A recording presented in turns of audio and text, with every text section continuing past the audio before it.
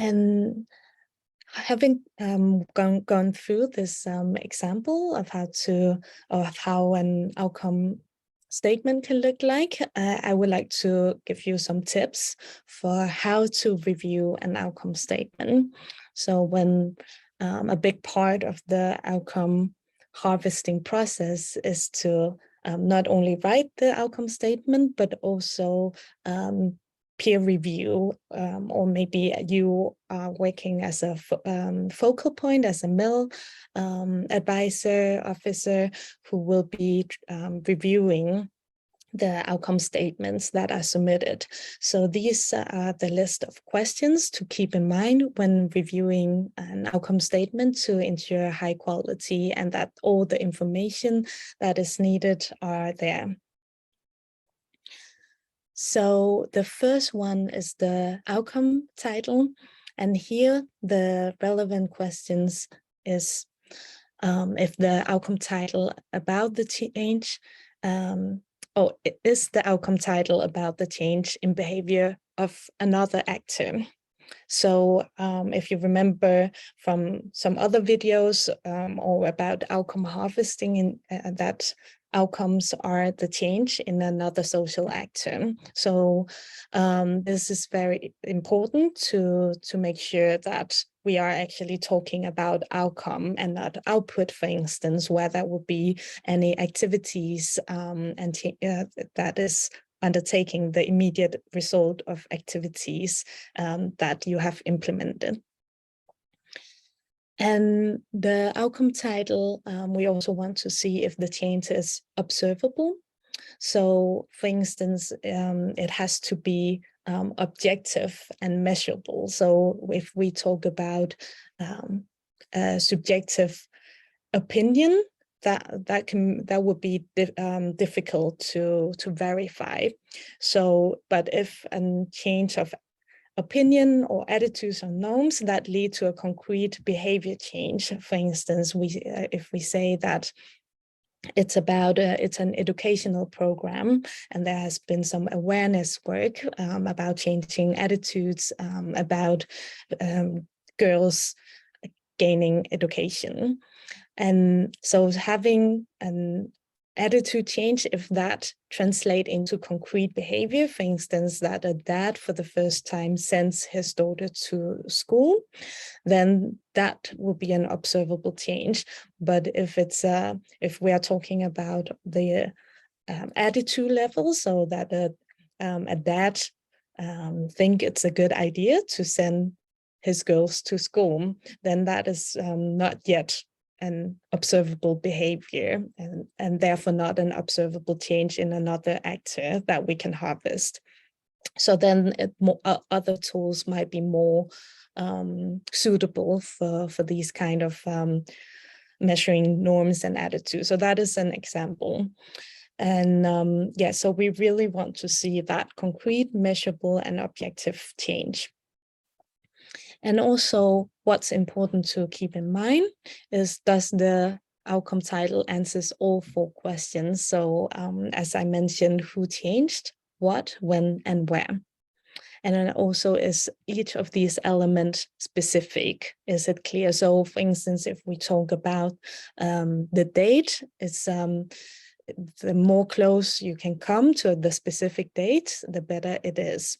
So if it's not enough to say in 2020, if you can say which month, and even better which date in 2020, that would make the change more easy to verify, but also more concrete.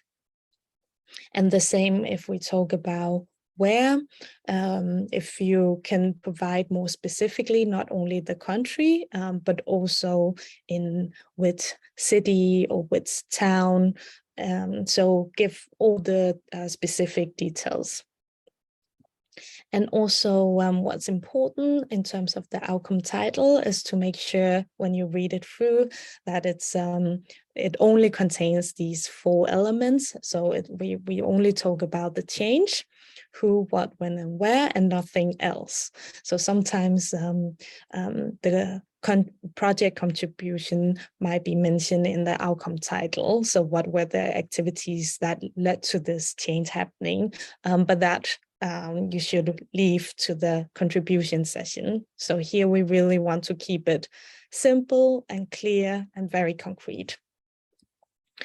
And also what's important is that the outcome title, to use that as the key point of reference. So when we dive into the other elements, description, relevance, and contribution, then they all refers back to the specific change that is described in the outcome title. And for contribution, we are talking about all the details that helps elaborate the outcome title. So here you want to see if the information that is given about the change sufficient. So is it, and this is a bit of a balance because you don't want to write an entire essay about the description, but it should be enough details so someone outside of the project can understand the change that happened. And also, make sure that if there's something that is unnecessary, so not directly related to the change that happened, then you can remove it from here. So this is a part that sometimes can get very long, and we want to find that balance.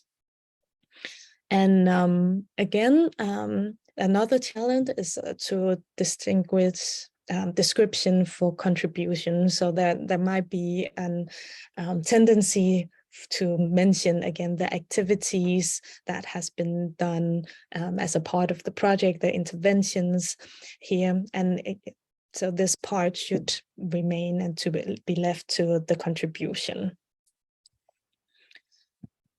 And when we move to relevance, then this part when reviewing, then an important question to ask is, why does this achievement matter for the objective of the project and program? And here sometimes you can specifically look into the objective of the project or program. So for instance, if you find the theory of change for the project and see if what is written in the relevance or significance session match with or is linked to this objective. And again here, make sure that relevance focuses on the change mentioned in the outcome title. So again, it refers back to the specific change.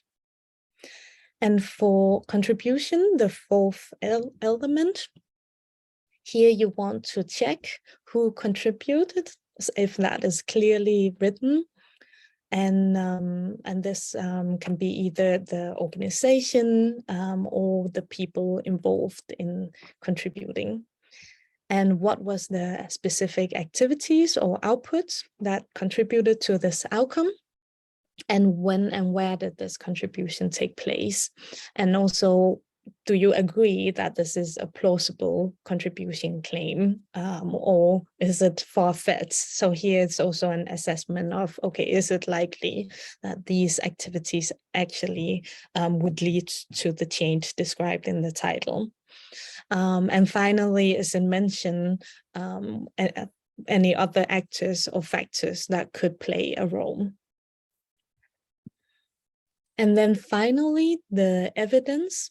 So as mentioned before, the evidence is both the outcome itself, so the change that happened, and as well evidence needs to be submitted for the contribution.